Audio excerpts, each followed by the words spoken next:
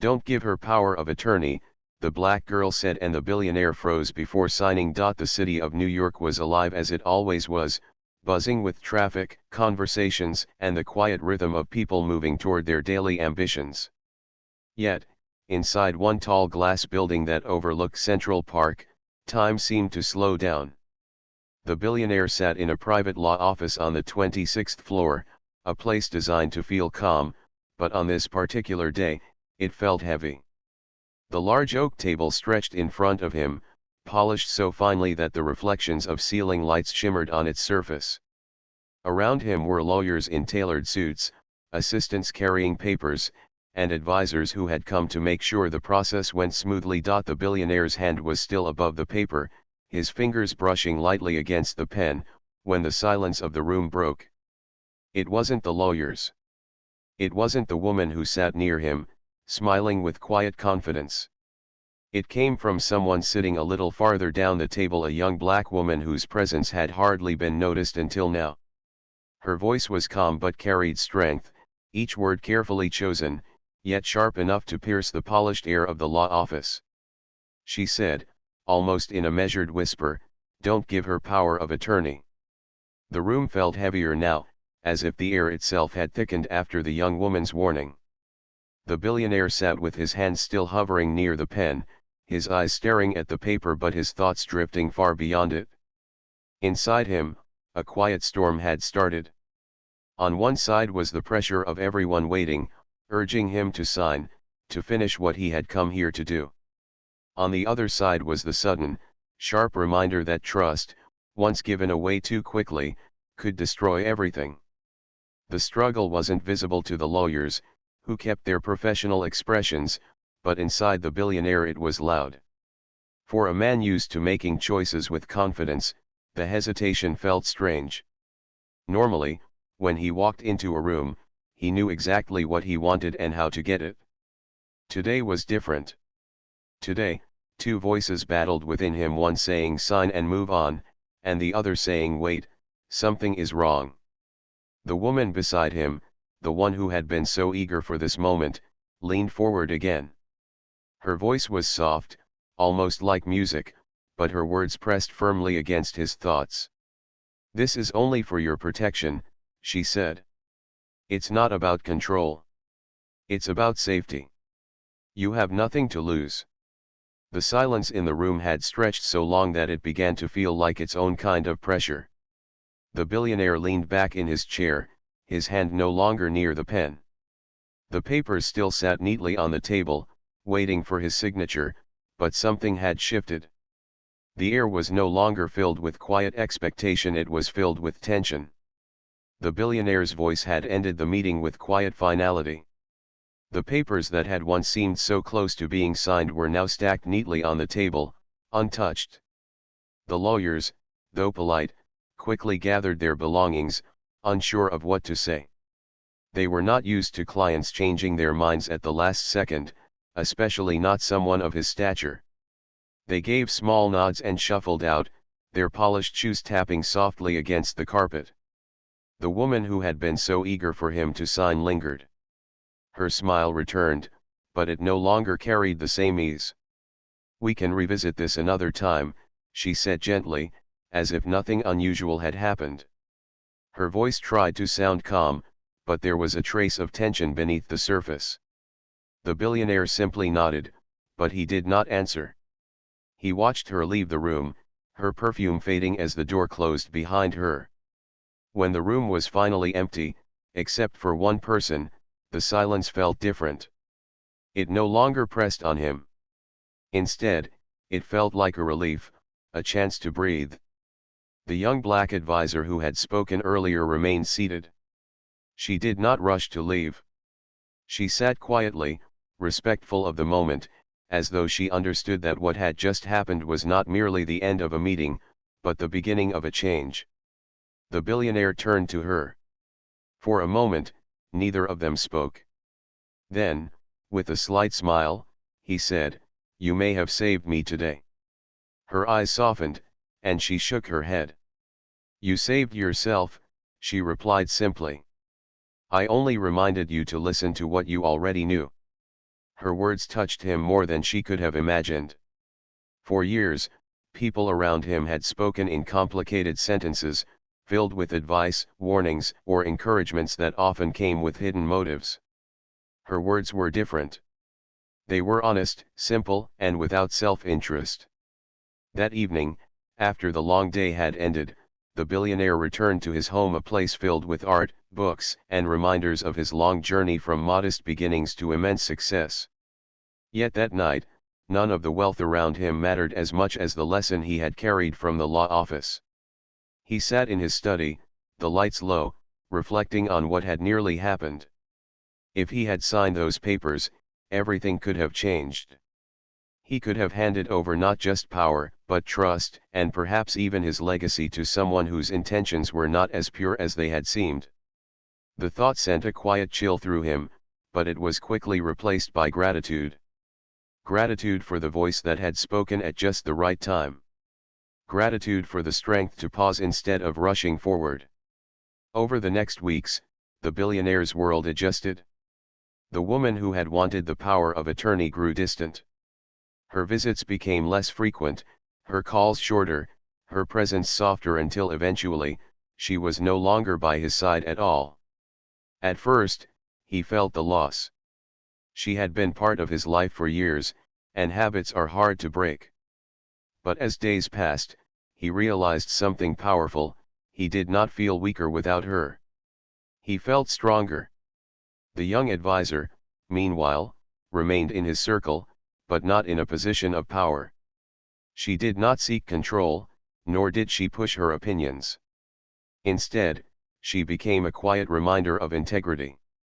He often called her into meetings, not because she had authority, but because her perspective brought clarity.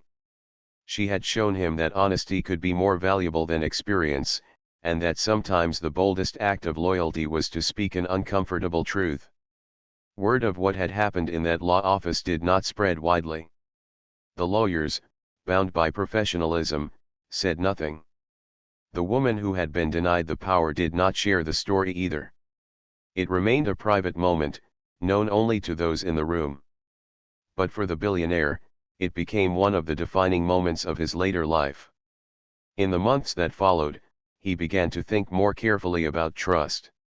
He reviewed the people around him, not with suspicion, but with sharper eyes. He asked himself simple questions: who is here because they care about me, and who is here because they need something from me? Who tells me what I want to hear, and who tells me what I need to hear? The answers surprised him. He realized that his empire had always drawn people who wanted something from him, and that was natural. But he also realized that among the many, there were a few who truly cared. They were often the quieter ones, the ones who did not push themselves into the center. The young advisor reminded him of that truth. Years later, when he spoke privately to close friends, he sometimes mentioned that day. He did not tell it dramatically, nor did he name names. He only said, "The biggest decisions in life are not about contracts or numbers. They are about trust." And once, when I almost forgot that, someone reminded me. The outcome of that single moment was more than just the absence of a signature. It was a shift in how he lived. He became more selective about the people he allowed close to him. He placed less value on appearances and more on character. He discovered that wealth could attract almost anyone, but true honesty was rare. As the years passed, his health, like anyone's, had its challenges. But he never regretted holding on to his power. When decisions had to be made, they were made on his terms. When his companies faced choices, his voice still guided them. And when the time eventually came to plan for succession, he chose carefully, with wisdom, ensuring that those who would carry his legacy were chosen for their integrity, not their convenience. The young advisor eventually moved forward in her career. She did not stay in his shadow forever. She built her own path, inspired by the lesson she had witnessed that courage mattered, even in rooms where you felt small. She often remembered the day she spoke up, her voice shaking just slightly, and how those words had changed not just her life, but his. For the billionaire, the outcome was clear. He had nearly surrendered his control to someone who did not truly deserve it. But instead, he had reclaimed more than control, he had reclaimed trust in himself. In the quiet moments of reflection, he realized something even deeper: money, success, and fame could all fade. But the ability to listen to the truth, even when it comes from the least expected voice, was what kept a man truly strong. The story of that day became his private reminder. Whenever he faced a difficult choice, he remembered how close he had come to handing away everything and how one voice had stopped him. The outcome was not just about what didn't happen. It was about what did. It was about clarity. It was about strength. It was about the peace of knowing that even in a room full of pressure, he had chosen to listen to the quiet voice of truth. And in the end, that was the decision that defined him more than any signature ever could. The lawyers kept their faces calm, but inside they were unsettled. They were used to meetings that ran like clockwork. This one was slipping into something unexpected. The woman at his side still wore a smile, but her smile was starting to lose its warmth. And the young advisor, the one who had spoken so boldly, remained steady, her presence silent yet powerful. The billionaire's eyes moved slowly across the room.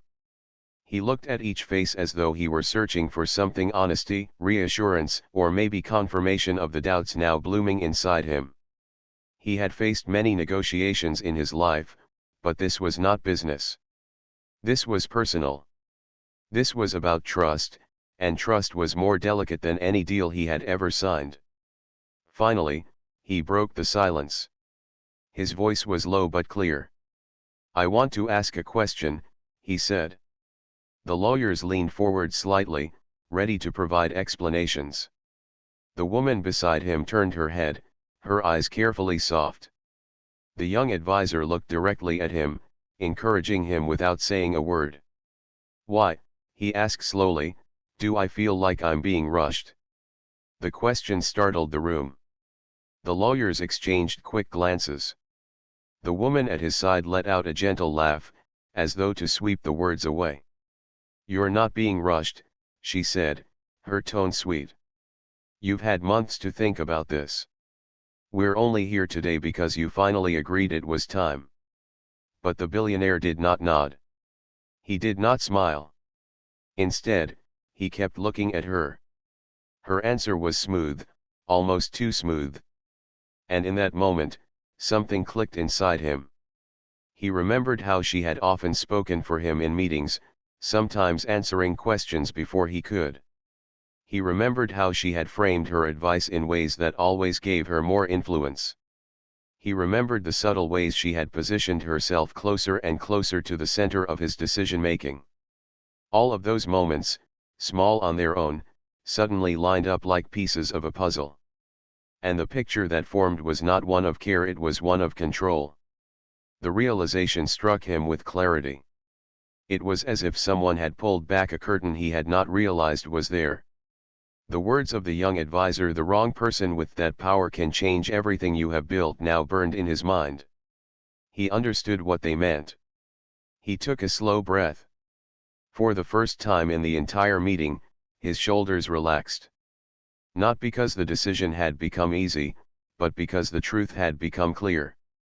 The struggle inside him had reached its turning point.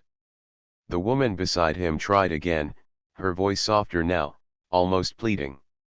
"You know I only want what's best for you. This is for your protection. Think about the peace of mind you'll have, knowing everything is secure." But the billionaire no longer heard her words the same way. He heard the need in them. He heard the urgency she tried to hide. And he realized something important: true care does not need constant reassurance. True care does not demand power. True care protects without asking for control. That was the breakthrough. He saw the difference now, the difference between loyalty and dependency, between genuine concern and hidden ambition. He turned his eyes toward the young advisor. She had not spoken again since her warning. She had not tried to persuade him further. Yet her silence had been louder than the other's words. She did not want his power. She wanted him to keep it. That was why she spoke up. And that, he realized, was why he could trust her words. The billionaire straightened in his chair. His hand moved, not toward the pen, but toward the papers. He placed his palm on them and slid them gently away from himself. The sound of paper moving across the polished table was soft, but it rang like thunder in the quiet room. The lawyers froze. One of them opened his mouth as if to speak, but no words came. The woman's smile faltered, vanishing almost completely. Only the young advisor remained steady, her expression calm, as though she had known this moment was coming. "I won't be signing today," the billionaire said. His voice was calm but firm, the kind of tone that left no space for argument. The silence that followed was thick. The woman's hand tightened slightly on the armrest of her chair, though she quickly masked it by adjusting her jacket. The lawyers shuffled their papers, unsure of what to do next. The billionaire leaned back, his decision now firm. For weeks, maybe months, he had been telling himself this was just a formality, something small, something necessary. But now he understood that it was none of those things. This was not a formality. This was not small. This was not necessary. This was the very heart of control. He looked at the woman beside him and spoke again, this time more gently. "If you truly care about me," he said, "you'll understand why I can't do this." "Not now." Her lips parted as if she wanted to reply, but no words came. The room remained silent. In that moment, the billionaire felt something he had not expected: peace. It was not the peace of pleasing everyone. It was the peace of listening to the truth. It was the peace of protecting himself, his empire, and his legacy. The breakthrough was not about rejecting a document. It was about reclaiming his own clarity. It was about realizing that his greatest strength had always been his ability to trust his instincts. He had almost forgotten that in the comfort of routine and the influence of others. But the young woman's warning had reminded him. And now, he was awake again. The lawyers finally gathered their papers, their movements slow and awkward. The meeting was clearly over, though none of them wanted to admit it aloud. The woman at his side adjusted her posture, forcing her face into a polite expression, but her silence spoke volumes. The billionaire rose from his chair. He looked out at the skyline one more time. The city stretched endlessly, bright and alive. For the first time that day, the view felt clear, not clouded. He turned back to the table. "We're done for today," he said. His tone was final, the kind of tone that ended discussions. And just like that, the meeting ended. But inside the billionaire, something new had begun: a deeper awareness, a sharper clarity, and a renewed trust in the instincts that had carried him this far. He knew the decision he had just made would shape everything that followed. And though the room had been filled with silence, the loudest sound he carried with him was the young woman's voice: "Don't give her power of attorney." It had saved him. Nothing to lose. The words echoed in his mind. He looked at the paper again. It was true, the document said it was for emergencies, for times when he might not be able to make decisions himself. But deep down he knew better. Power of attorney wasn't just a safety net. It was a doorway. Whoever held that power could step into his life as if they were him. And once that door was open, it wouldn't easily close. He shifted in his chair. The lawyers noticed his hesitation. One of them cleared his throat and said, "Sir, this is very standard. You've delayed this for months already. It would be wise to finalize today." Wise. Another word that felt heavy. He had been told he was wise all his life, mostly when people wanted him to agree with them. True wisdom, he knew, came from listening to instincts that others could not see. Yet how could he explain that to this room, where logic and contracts seemed to matter more than intuition? The billionaire's mind drifted to memories. He thought of the times he had signed big deals in the past. there were moments when he had trusted people who later betrayed his trust. He remembered the sting of realizing too late that he had placed faith in the wrong hands. Those experiences had shaped him, teaching him to look beyond smiles and promises. They had taught him to notice the little signs others ignored. And now, in this very room, he noticed something again. The woman's smile was slightly too tight, her eyes shifting too quickly toward the paper, as if she could not wait for his pen to move.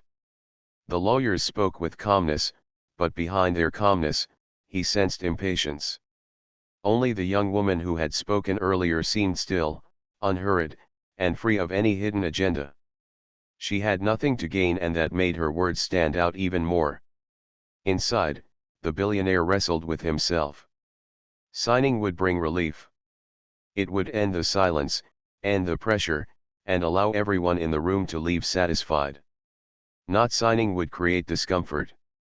It would mean more questions, more delays, perhaps even anger. And he had never enjoyed confrontation. His life had been about solving problems, not creating them. But what was worse, a moment of discomfort, or a lifetime of regret? The thought unsettled him. He looked out the window at the skyline. The city stretched endlessly, filled with energy, filled with people who made choices every day. Some choices were small, others carried the weight of futures. His choice, in this room, would not only affect his own life. It could affect the lives of thousands of employees, the stability of his companies, and even the reputation that carried his family name. The woman beside him reached out and touched his arm gently. "You can trust me," she whispered. "Haven't I always been here for you? This is only the next step." Trust.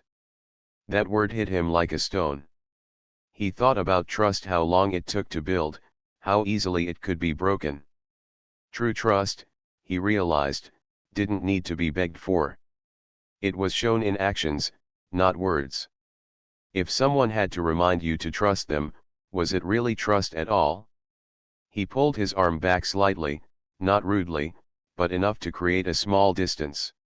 She smiled again, but it was a smile that no longer comforted him. The struggle inside him grew louder.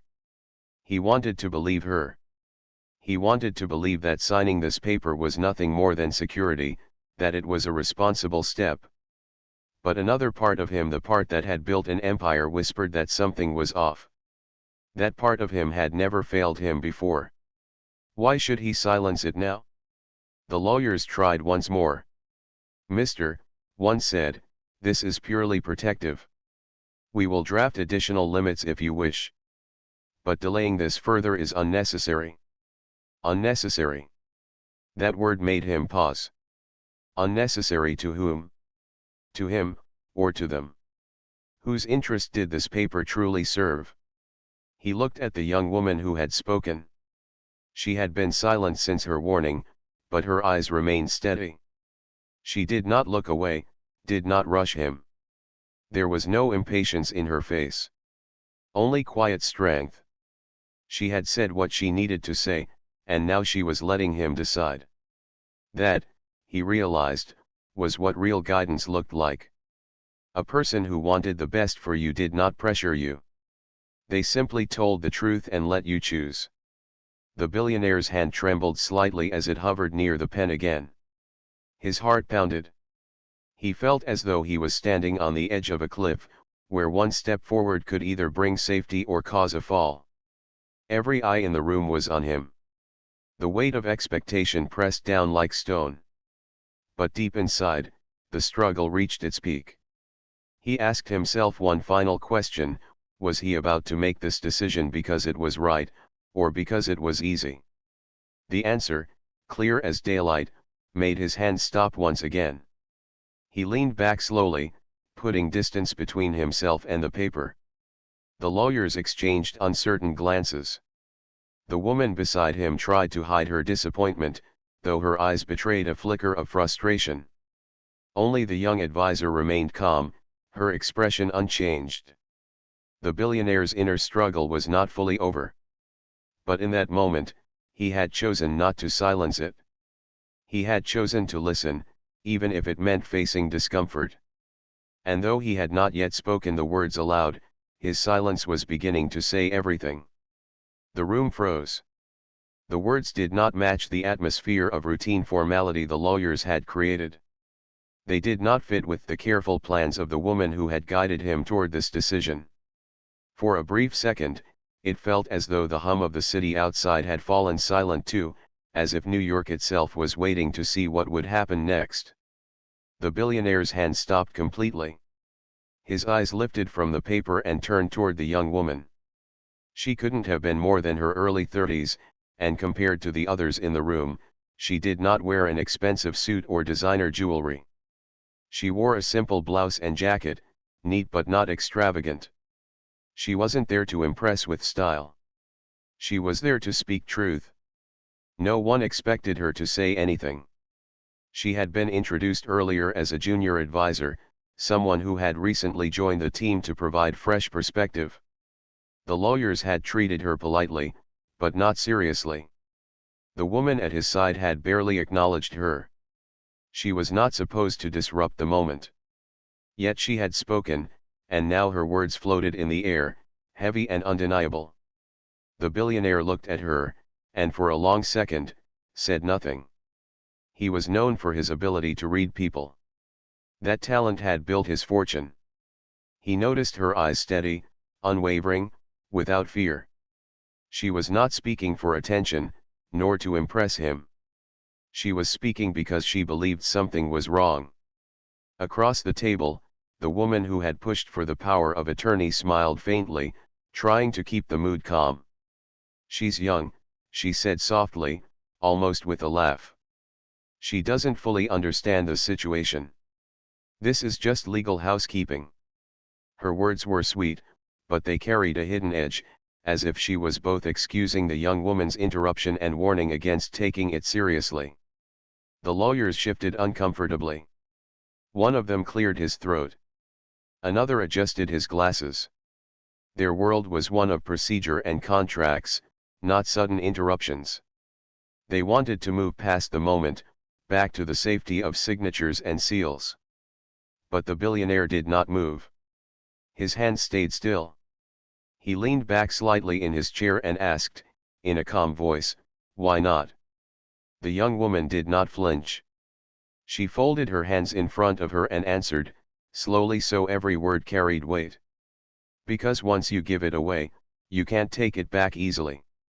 And the wrong person with that power can change everything you have built. Not just your businesses, not just your money, but your name, your trust, and your legacy. You would not only be giving away rights, you would be giving away yourself." Her words were not legal jargon. They were simple, direct, and cut deeper than the carefully written lines of the document on the table. The billionaire listened, and inside him, a quiet storm began. He had been told that this was just a smart move, a step everyone in his position should take. But now, as she spoke, the doubts he had been pushing aside returned with full force. Her words unlocked something he had been trying not to see, the possibility that this wasn't simply about preparation, but about control. He remembered small things.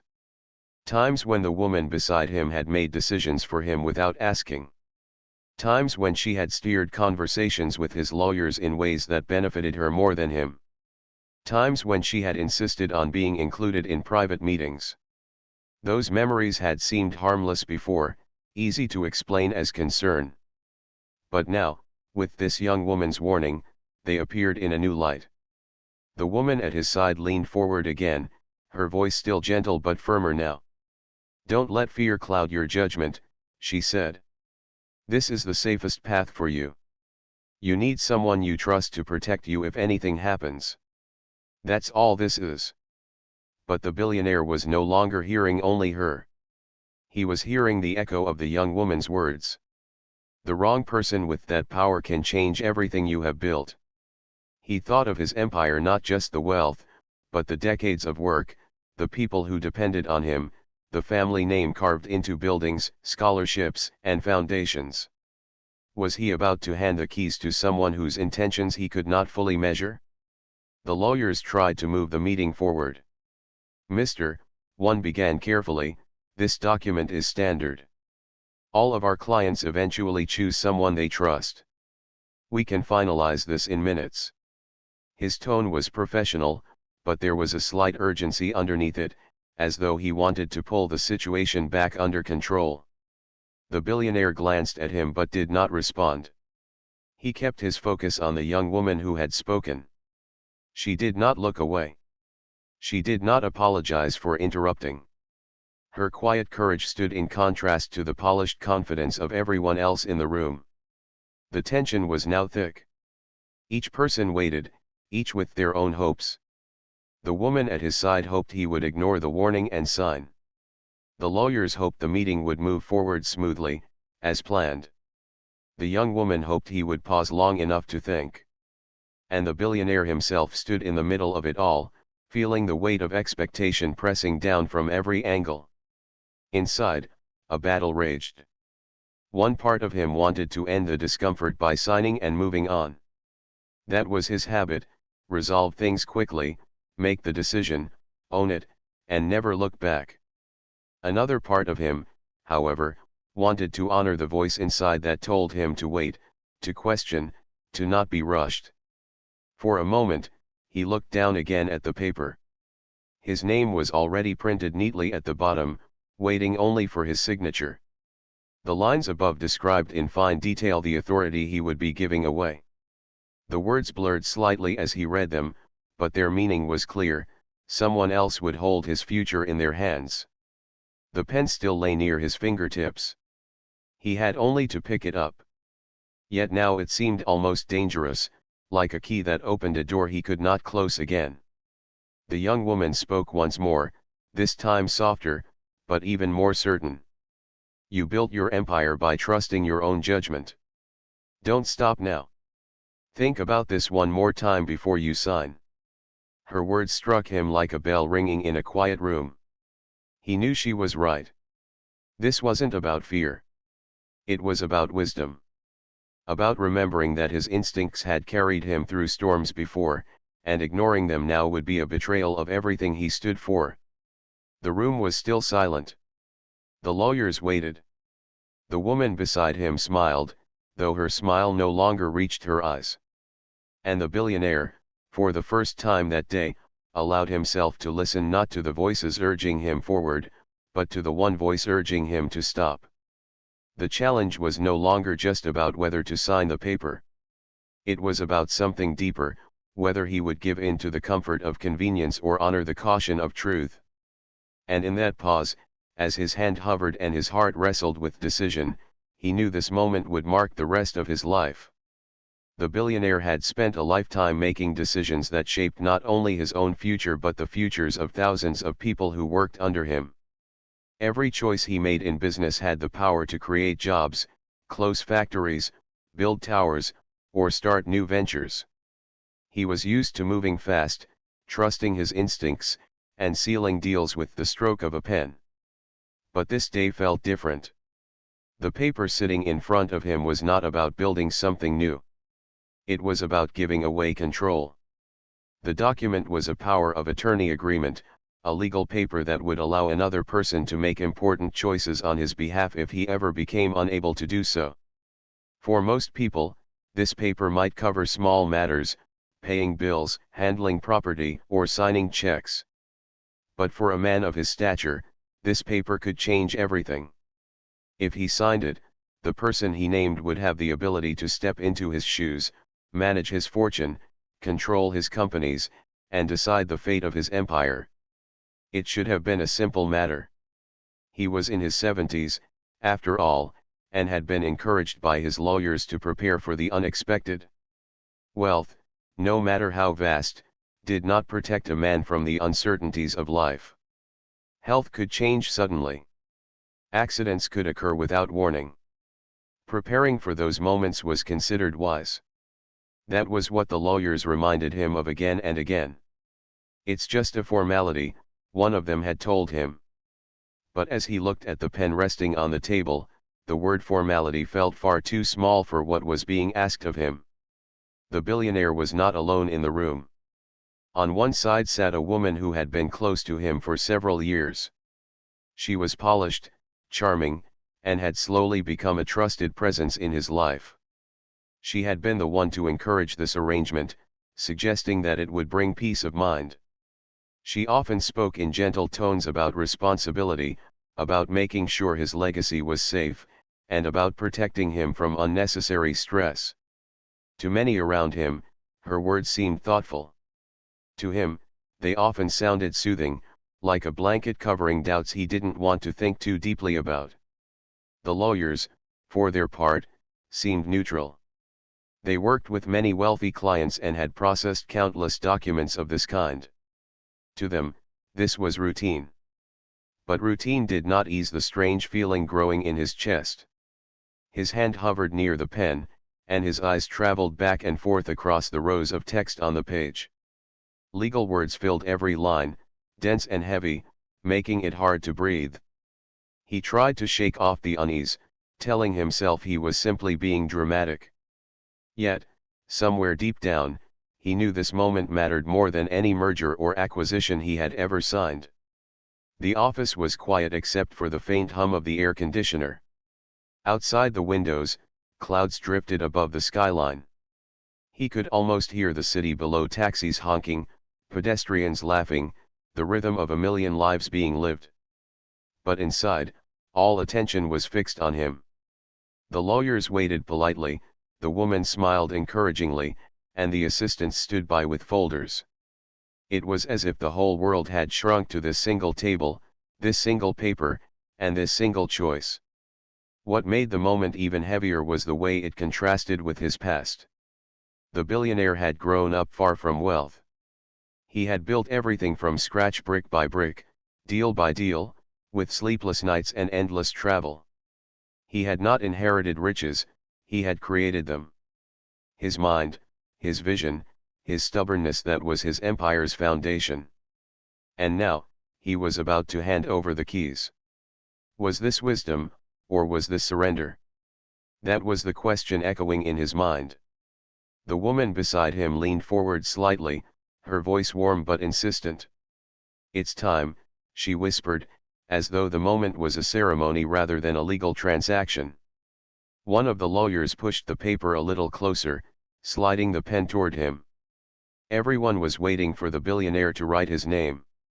He took a slow breath. The pen felt heavier than it should. His fingers brushed against it, but he did not lift it yet. A small memory came to him, a business meeting decades earlier, when he was still young and struggling. Back then, someone had tried to corner him into signing a contract that wasn't in his best interest. He remembered the cold sweat on his palms, the voice in his head telling him to pause, and the relief he had felt when he walked away instead of signing. That single decision had saved him millions and had shaped the rest of his career. The memory whispered to him now, "Don't rush." Still, the pressure was real. This wasn't just about him anymore. People expected him to make this official. His companies relied on him. His family expected security. His advisors wanted to check this task off their list. He was used to being decisive, and hesitation was not his style.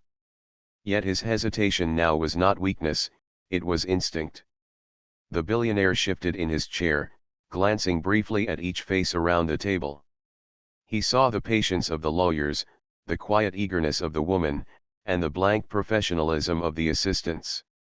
He noticed small details, the way the woman's eyes flickered toward the document too quickly, the way one lawyer tapped his pen absent-mindedly, as if he had already moved on in his mind. To everyone else, this was ordinary business. To him, it felt like standing at a crossroads. Outside, the sun slipped behind a cloud, dimming the light in the room. The billionaire looked again at the paper, at the thick black lines waiting for his name. He told himself that signing would bring peace. He told himself it would be smart. But another part of him, a quieter part, resisted. It whispered that control, once given, could not easily be taken back. It was at that exact moment, as his hand hovered, as the weight of the decision pressed on him, that a voice entered the room, firm and unexpected. But that voice, and the ripple it caused, belongs to the next part of the story.